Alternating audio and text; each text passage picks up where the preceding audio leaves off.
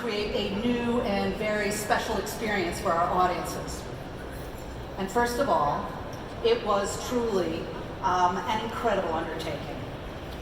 And a team of over 800 artists and technicians pushed themselves every step along the way to expand the boundaries of what an animated film could look like.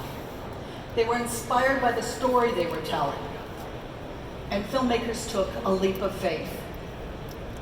When challenged, all areas of our studio innovated, and in the process, we developed a brand new visual language for animated storytelling.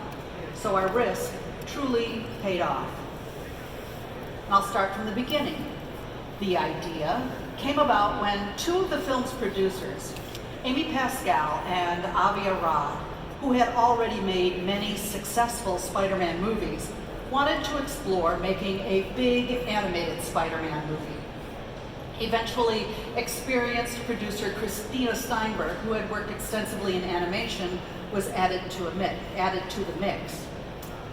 That group approached Phil Lord and Chris Miller, who are a very successful filmmaking duo who began their career at SPA, making Cloudy with a Chance of Meatballs 10 years ago, and then they went on to live action success at Sony with the 21 Jump Street movies.